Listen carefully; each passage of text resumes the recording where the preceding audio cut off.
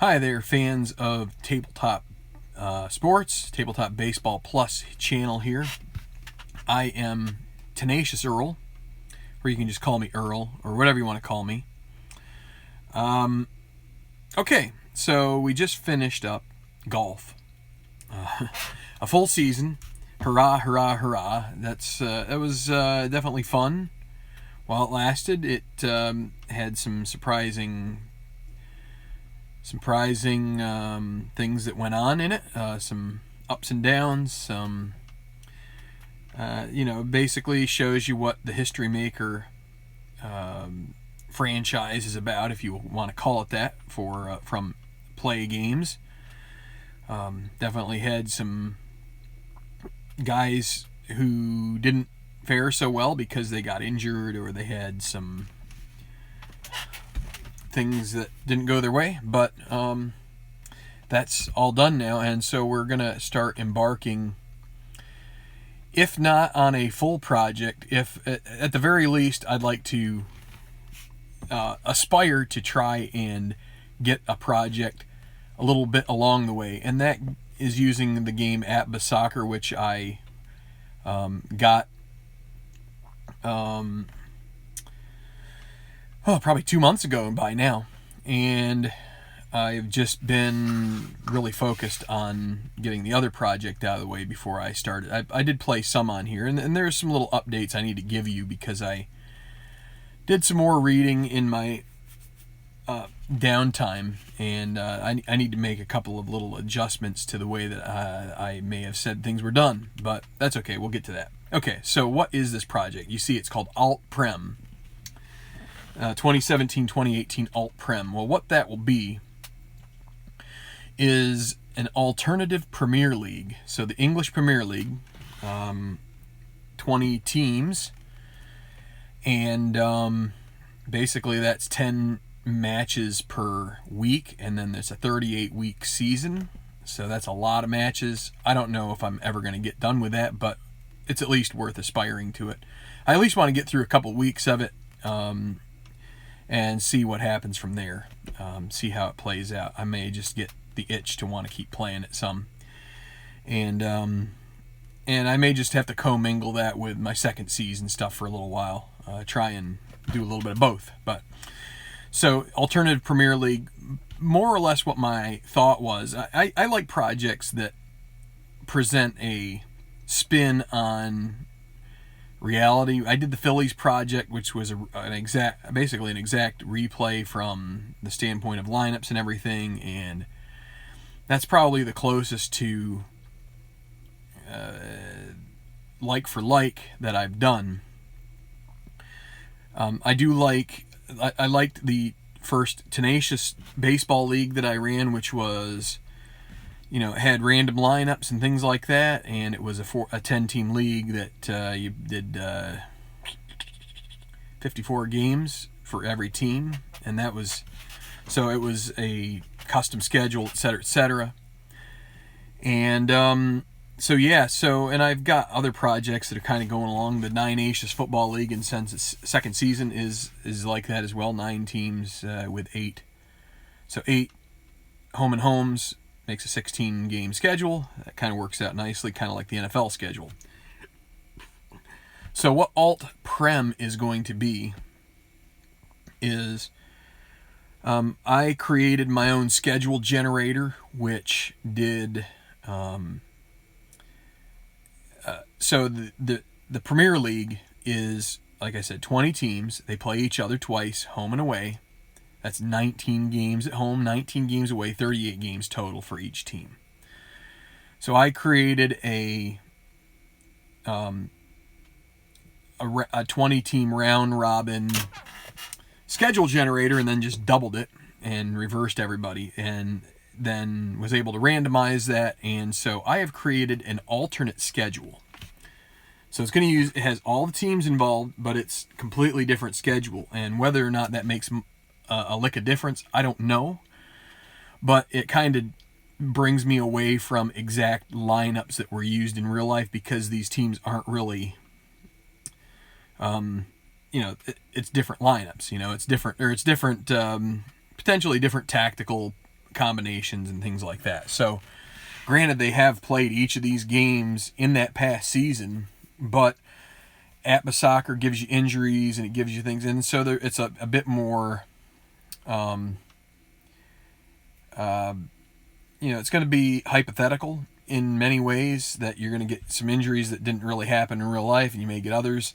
I'm going to have to simulate player usage, and I'll go through that in a minute. But let's first talk about how this is going to look, at least for the first week. Okay, the first match week. And I'll get into, I put setup in the title of this, and I'm going to show you the way that I'm going to set up my first game. And I'm not going to play it tonight, probably, because probably not going to have enough time. But would kind of like to, at the very least, show you what my plans are for carrying out games in this series, how I'm going to line up the players, and I'm trying to get my camera wedged in here right. Apologies for my fingers. I tried. There we go. Getting there. Okay, I think that'll be good enough, but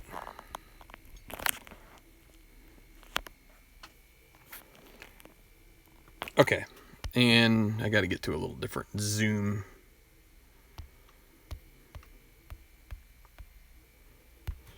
Okay, so here we are. So the way I'm doing this is I have simulated game days and game times as well. So I try to do most of the games on Saturday and a couple on Sunday and then one on Monday. So that's kind of the way that I have set up the league here. So just so I can zoom it in better. And let me see, what is the best way to get this to, well, that's probably pretty decent. So these are your, let me see. Yeah, so this is a full match week. So these are the teams that are involved. You have Southampton. Our first game, the one I'm going to set up tonight, is Southampton. They're on the southern coast of England. Most of these teams are in England. There's a Welsh team in here. But most of the other ones, actually all the other ones, are in England. So Southampton against AFC Bournemouth. I'm going to try to say the names of these correctly. I think I've got them, but you never know. I'm not a jolly old Brit or anything. But Chelsea, the Blues, will go up and host Stoke City. So again, this is a little different than in American sports, soccer, especially overseas. The home team is listed first and the away second in almost all of our sports in this country, aside from soccer in a number of markets. Usually a home team is second. But in this case, Southampton would be the home team against Bournemouth, AFC Bournemouth. Chelsea are gonna host the Potters from Stoke City. Stoke City was, I believe, one of the teams relegated after this season, so they are in what's called the Championship now. But let's continue on here. West Ham United, the Hammers, hosting the Magpies from the north, Newcastle United. And then Everton, suburb of Liverpool, one of Liverpool's big rivals up there in the northwest. They'll host West Bromwich Albion. Then Burnley, with a relatively close derby kind of match, faces up against Manchester City, one of the favorites in the league. Then Spurs will host Arsenal. One of the big marquee matchups in this weekend is that is the North London Derby, is what they call that. For any of you who are uninitiated to soccer, the term derby looks like derby, kind of like the hat, but it's based out of the town and the county Derby in the center of England, if you will. Basically, it just means a big-time matchup, so that's a big derby, the North London Derby. Tottenham and Arsenal, they are literally a couple miles from each other or less. So anyway, Swansea City, the Welsh club, against Leicester City, who were surprise winners of the league 2 seasons before this. They came up, I believe, in 2014, 2015. I could have this wrong. And then in 2015, 2016, so they finished down the table, I think, 2014, 2015. And in 2015, 2016, they actually won the league in extremely surprising fashion. Quite a one of the few Cinderella stories you will have ever seen in the Premier League, but not too many of those. I believe the other one was Blackburn Rovers, maybe. I'm just trying to dig back into the past. So Blackburn Rovers not in the leagues and not in this league anymore. They might be down. We'll talk a little bit more about league structure later, but then Crystal Palace, the Eagles, up against Huddersfield Town, and they'll host them at Selhurst, and then Watford, team formerly owned by Elton John, and I think he is still sort of an honorary member of the board there, hosting Brighton and Hove Albion, and then finally one of the big northern derbies as far as big time matchup, Manchester United hosting Liverpool at Old Trafford. So that's going to be our first match day. A couple of big matchups there, and some other interesting tactical matches here. You don't get a lot of tactical mumbo jumbo in this game. There's not a lot of things you can tweak tactically. There's just some. It's not even. It listed as formations, but I wouldn't say it's necessarily formations. It's more kind of whether you're attacking or sitting back. So this is another thing I want to show you is the way. So might as well get into. I'm going to turn. Well, let's leave it like this for now. The current way that I'm going to be doing, I've come up with kind of a depth chart for every club, and some better than others at this point because I knew which matches I was going to be carrying out first. So Southampton is here, and I've got Bournemouth. I have Arsenal, and maybe even Brighton, because I started up front, and then I'm like, okay, I need to get the ones done that are first on the list. So I have basically across each row here, I have forwards and sort of the preferred, and in parentheses how many matches they started in a season. And so there's some trends, like eBay is between he's a number 4 forward, and he's also down there in the left midfielder, but it seems like right midfield he probably played a lot for Bournemouth, but he got 22 starts across the board there. So what we'll do is we will find ways to try and use him in that fashion, one way or the other. And so also down here I've tried to put in here the transfers. So throughout playing this game, I'm sure that we will have to do some discussion of vernacular or nomenclature, whatever you want to call it, terms, things like that, vocabulary that's used in soccer. In soccer, well, in most of the other sports, you've got trades. In soccer, you have transfers. What happens is that if a team is interested in another team's player, usually that's because they're under contract. What happens is that a team that's interested in a player will offer that player's club a set amount of money, a couple $1 million, $10 million, whatever it is. It's called a transfer fee. What that is it's basically saying, I'm offering you this amount of money to rip up the contract and say you're a free agent now. And so the clubs can negotiate that. Sometimes it's the other way around. Sometimes a club might seek permission to negotiate with a player's agent to try and sort of hammer out. So there's two aspects to a transfer. There's the transfer fee, which deals with the club, and then there's the wage, which deals with the player. And so a player is going to probably want to leave a club if another club offers him a better wage. So there's usually there's that kind of, there are those dynamics. Sometimes a club may be in financial trouble and they might want to sell a player because that will earn them some money to help stabilize their club's future. Maybe they're a bottom, we need to discuss promotion, relegation at some point, but if they're hurting for money, that's one way they can stabilize their situation, is to sell off a couple players, and then they can try and bring up some youth, or sometimes you can get loans from other teams.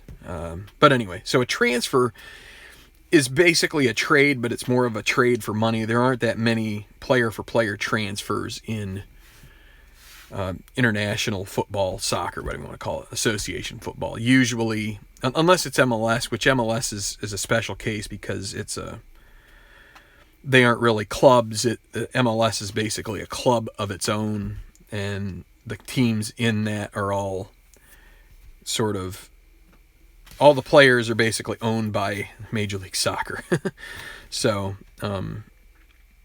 anyway, so that's what I put the transfers here when a player leaves the club, when the players that left the club, the players that come in. So that way I have an idea when I can't use a guy. I can't use a guy anymore because he was out January 4th. He was transferred to a different club. Okay.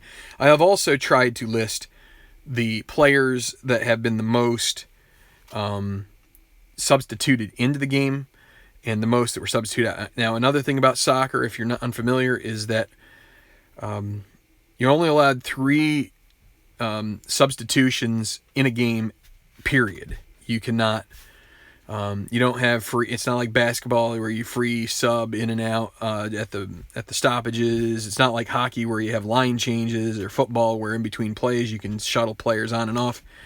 Soccer, you go, 8 of the 11 players on each team are going to have to play 90 minutes unless they get sent off with a red card or injured and they don't, and a team has already used all their subs. You only get 3 substitutes, and a lot of times those substitutions will be tactical in nature. Teams behind, they're going to put another forward on and withdraw a defensive type player to try and improve their chances of scoring goals, or vice versa.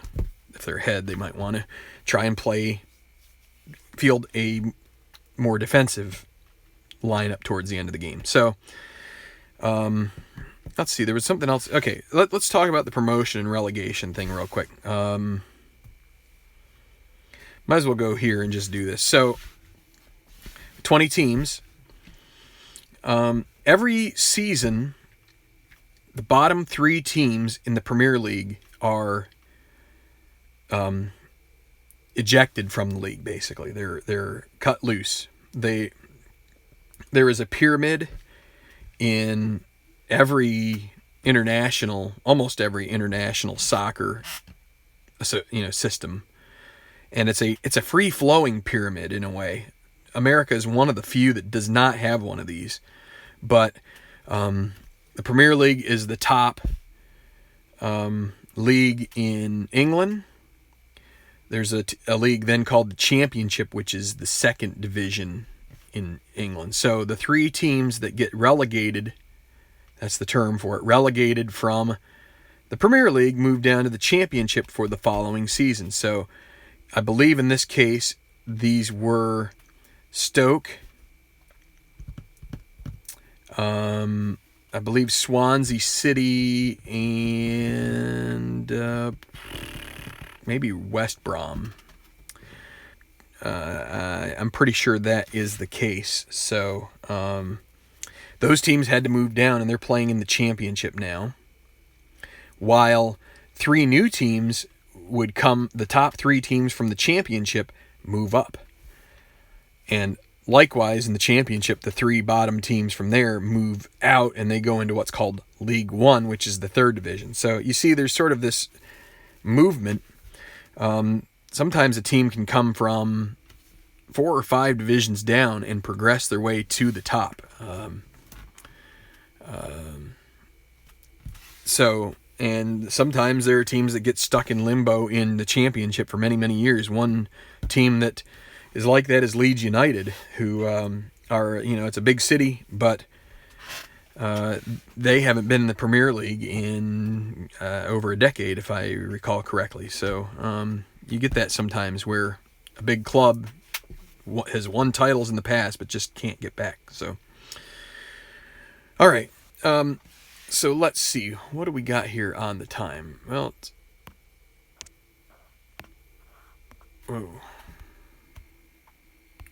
we're 20 minutes in. Do I have any comments yet? It's tough to tell.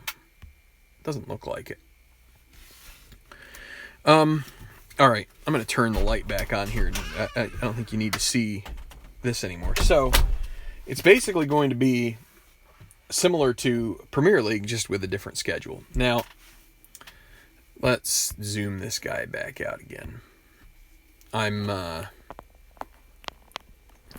So here is the way that I'm going to zoom it in here, but try and take it out a little bit here for you. All right, so this is how I'm going to try and resolve lineups and rest. I don't know how this is going to work exactly. I've done some of the modeling using a spreadsheet to calculate some percentages and things, and so I have a decent. I think there are decent prospects that this will do a good job of helping me out here. So when I formulated this system, and hold on a second while I want to bring up my comments here so I can see if anybody's asking any questions, because for some reason it doesn't show any comment window there on my phone screen, and I think you probably have asked a couple questions. Let's see. Is that the case? Maybe not. Maybe not. That's okay. Nope, that's not a problem at all. Oh wait. Well, there's Mike McAllister. So yes, we just got one here. So thanks for letting me know you're there, Mike. I appreciate that. I can see that there are a few people in here, but soccer isn't necessarily everybody's ball of wax. But okay. So this was my idea for the way things typically go in soccer, whether it's true or not. I don't know. When a game is important, a team is not going to play a lot of substitutes. Like, they're not going to.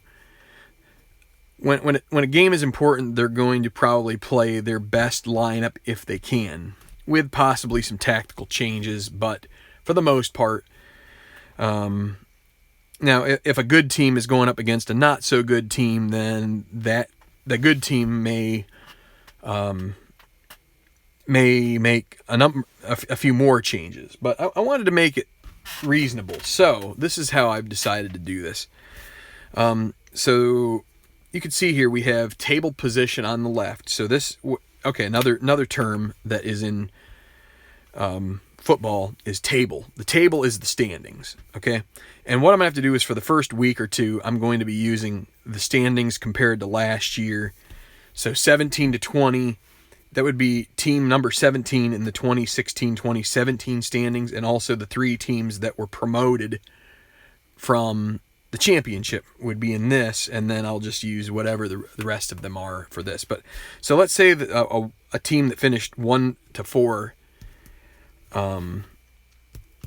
is what I could do is I could do Southampton. So our first game is going to be Southampton hosting Bournemouth.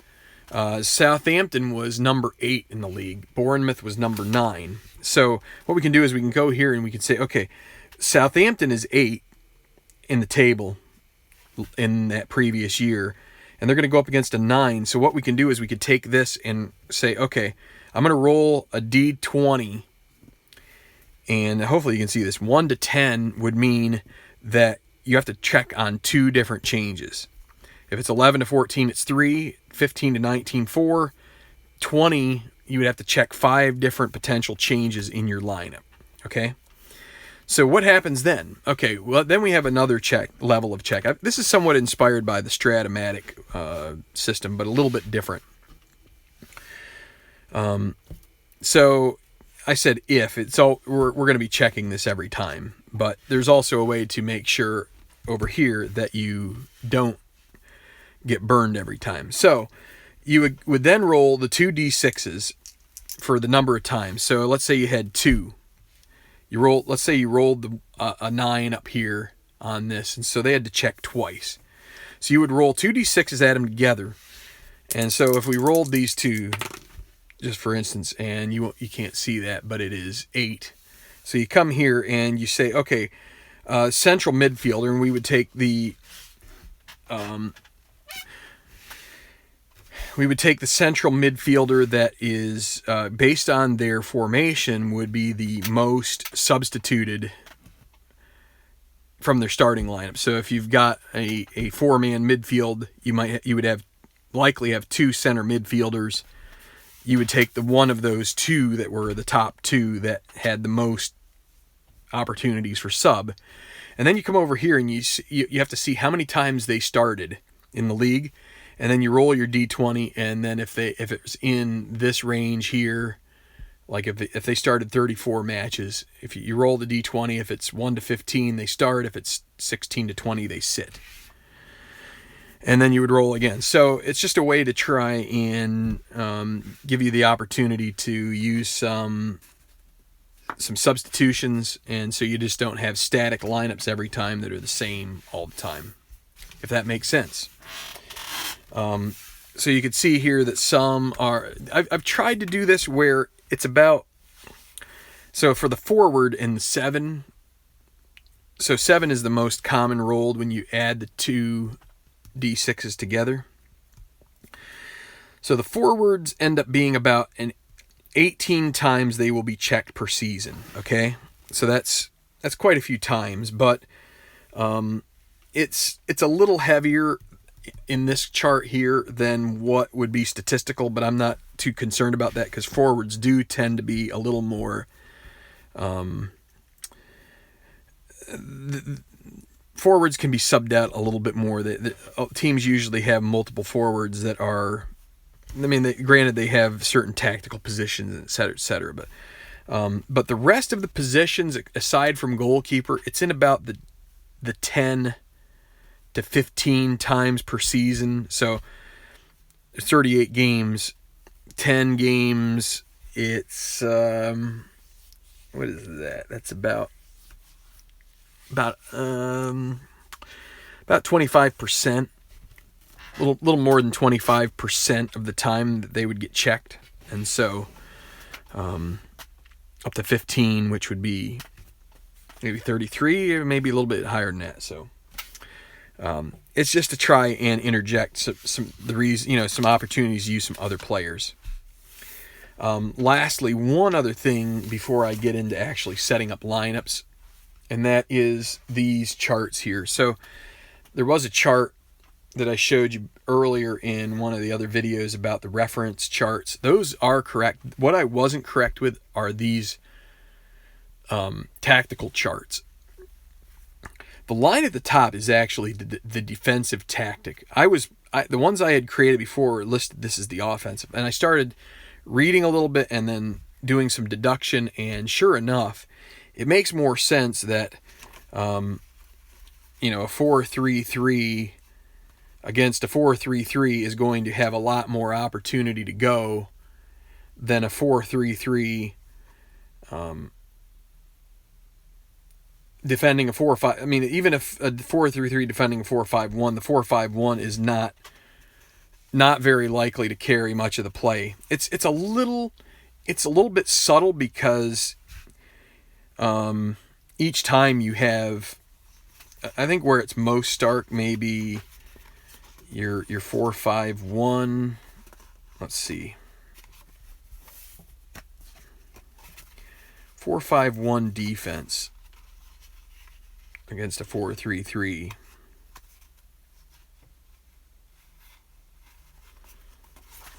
And then, I mean, you could see here two 4-3-3s going up against each other. There is a lot of offense generated, a lot of shots. Not so much defense, but again, just to reiterate something I've said before, the more that I've read forums and such as well, this designation really isn't that accurate. What it is it's sort of a 4-5-1. You could almost say defensive tactic, or a defensive tactic. 4-4-2 is sort of a neutral tactic. Where is it? There. 4-4-2. 4-3-3 is more of an offensive attacking tactic. So it's not really necessarily based on formation. It's just based on the attitude of the team. So as far as how they're going to approach the game. And a lot of times you're going to have two teams that have opposing styles. You're going to have one team that would be the underdog, and they are a lot of times more likely to play defensive to try and hold to a draw, which is a tie. So, all right, I got to get this back up here again. Let's go back to our tables here, and I'm going to try and set up Southampton versus Bournemouth, okay? So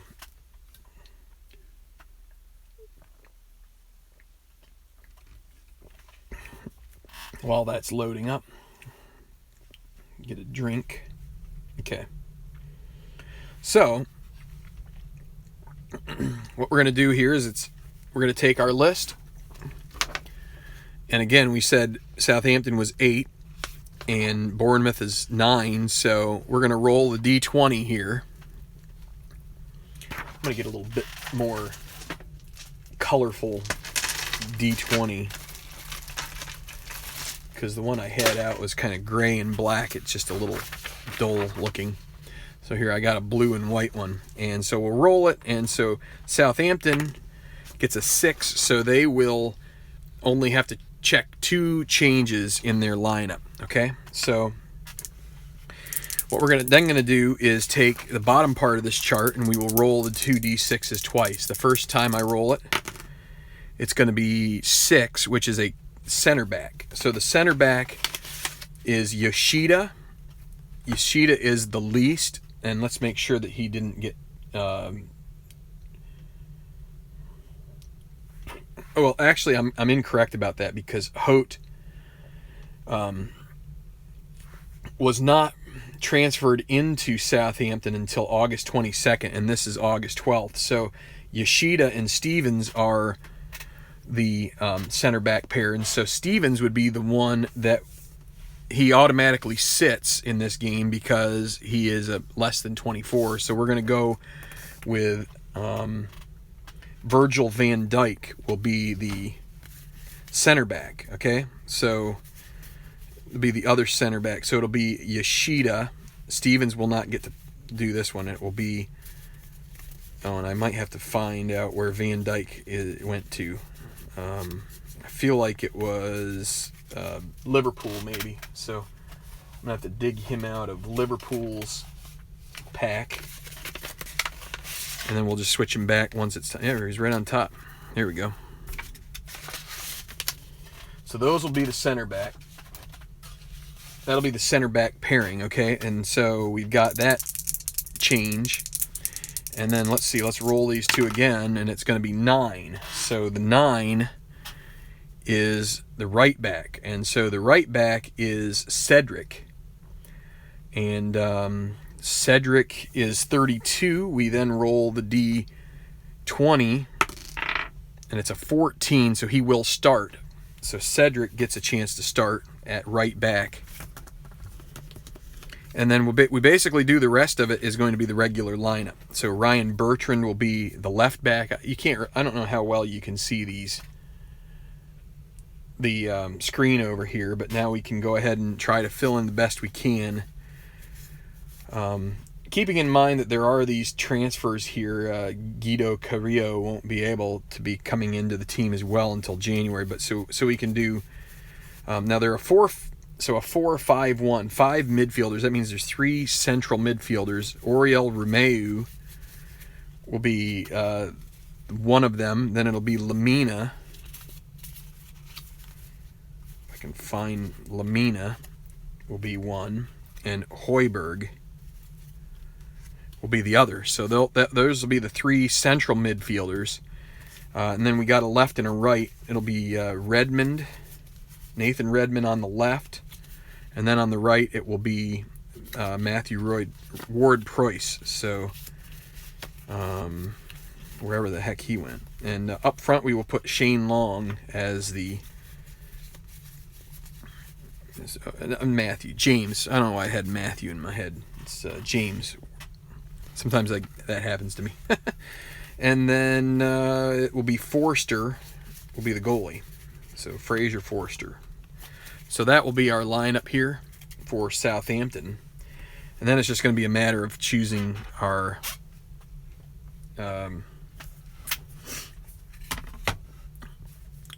substitutes after that. So let's I'm going to try and so the goalkeeper is going to be Forster. And so, again, we do our players in order of the attacking number, offense.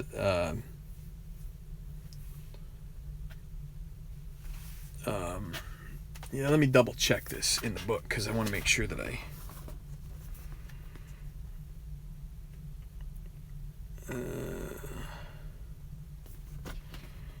OR. Yeah, so it's the offensive rating is how they're denoted, and it's in order. So it'll be Shane Long, the forward, first, and then Nathan Redmond.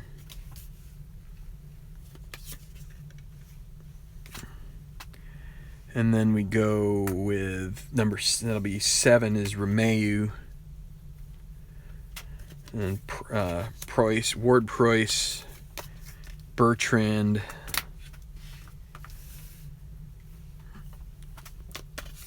and then we'll do Lamina and Hoiberg,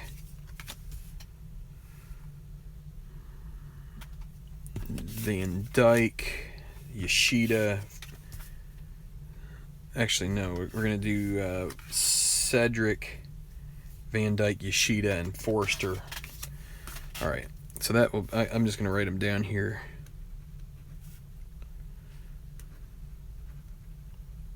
So in case I mess them up.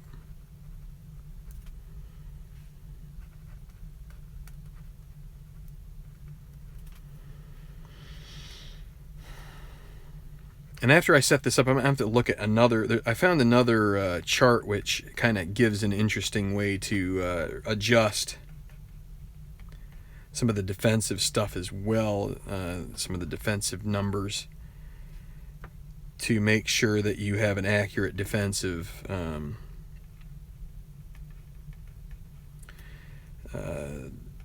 depiction of the way things should be in the game. Okay, so I've put these in here, and I can then fill out the rest later. And for the substitutes, I'm probably going to want to take probably the most of the top guys in here, but you also want to have probably 2 center backs. So we'll take Stevens. Well, you probably want to have a center back. You want to have a secondary outside back. We will do Matt Target and let's see. Then you'd want a couple of central midfielders. So let's see. Where is we'll do Stephen Davis. Where's Tadic? He actually starts 34 games, but he's not going to start this one. Probably make sure he gets in the next game. And we're going to do... So we got Gabadina. That's 5. Let's get another outside. It would be Buffal. And who is there? Another forward? Let's do Craig Austin. Or Charlie Austin, sorry, not Craig. Charlie, I don't know what's up with me. Okay, so those will be our subs, and I'll have to set this up a little bit better later. Okay, so now we will go with Bournemouth.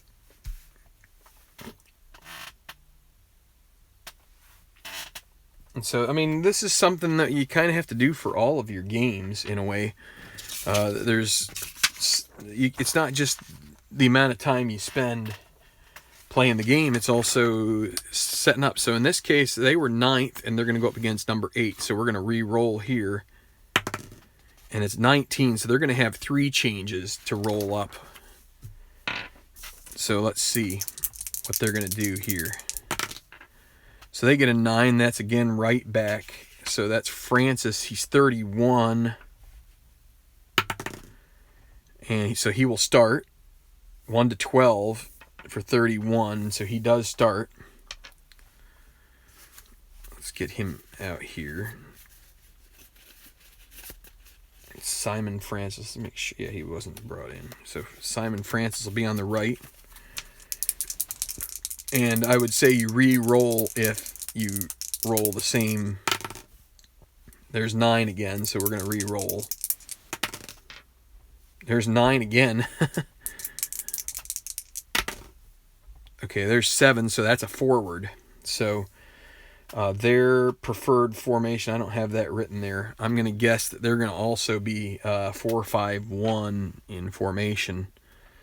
So Wilson, who started 23, he will sit, and we will go with Jermaine Defoe.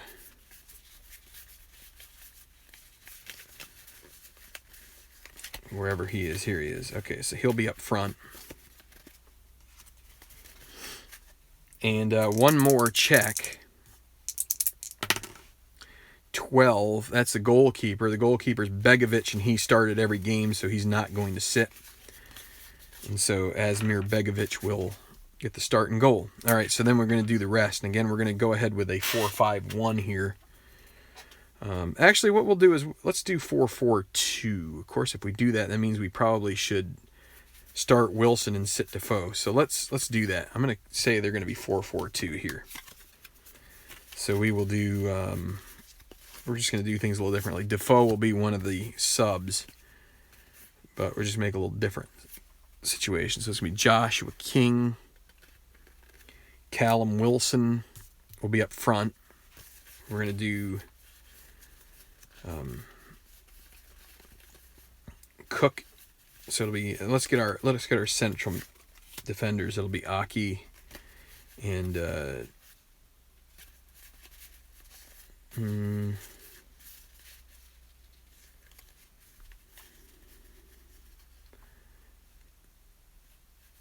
I think these are either I messed up or they messed up. I'm going to pretend that this is Steve Cook because my notes say Steve Cook was a defender, but in this case,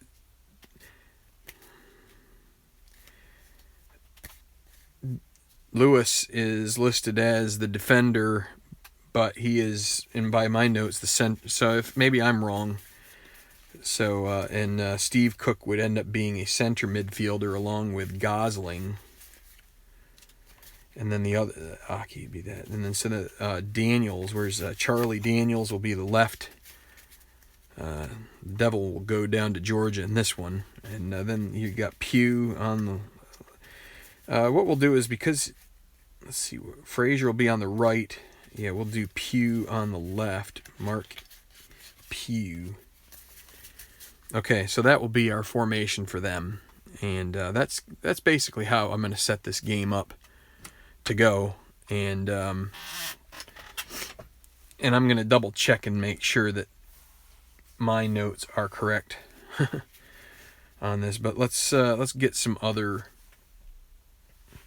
Let's see, Mousset, Defoe will be forwards off the bench. We will go with.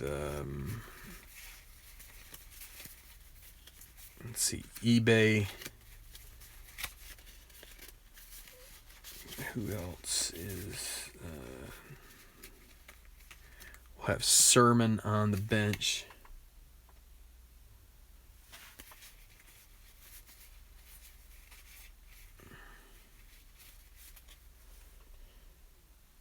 That's interesting.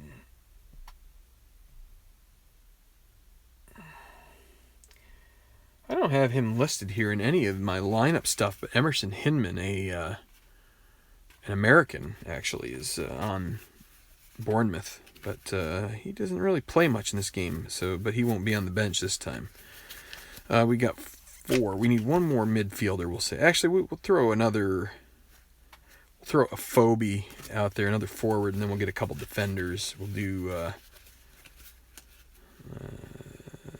let's see, Adam Smith. Oh wait, no. Let's get the Phobie out of there. We're gonna do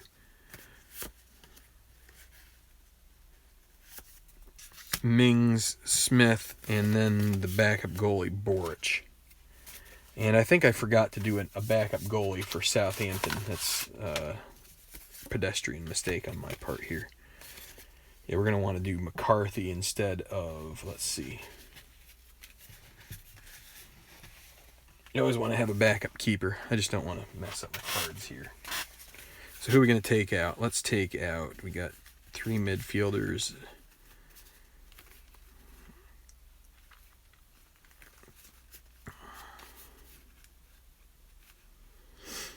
We're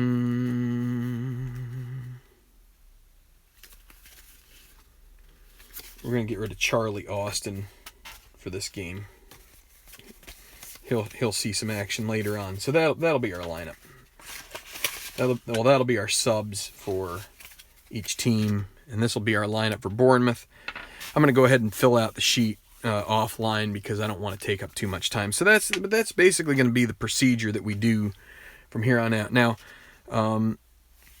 what I would probably do here as far as tactics go, I'm probably going to put both of these teams as sort of middle-of-the-road tactics. I'm going to say they're both going to go 4-4-2 in style defensively, and offensively. So that is probably going to be, I'm going to just say that's middle of the road. They're both very similarly ranked in the table. So that's the way that we will do this for this match, at least to start, and maybe we would change that up if one of the teams gets a lead, then the other one might try to chase it some, especially later on in the game. But that's, so yeah, again, 4-4-2 is sort of the like versus like, equally offensive, equally attacking to defensive. So let me see, any other things that I want to point out. So I'm not sure which, probably, I'm guessing it'll be tomorrow night that I'll get this game started. I don't know if I'll be able to get the whole thing in on the channel here, or if I'm going to do it in a couple of sessions just to start, because I think to start out I'd want to try and make it a little more informative, at least try to get people up to speed. But if you haven't seen it yet, I do have videos that I've done previously. All you just have to do is like cycle back through or just search APBA Soccer. It's probably going to come up if you do a search on that on the YouTube here. And so check it out probably tomorrow night at some point. We'll try and play this match out. See who takes the early lead early on a Saturday morning in August on the South Banks of England on the channel. Well, on the English channel, on this channel. So anyway, leave a comment if you have any questions about what I'm doing here. If you have any thoughts on other things I might do to try and determine tactical stuff. But probably going to just try to stick with what I've seen from the team for the most part, as far as how they usually line up, and try to use typical formations of,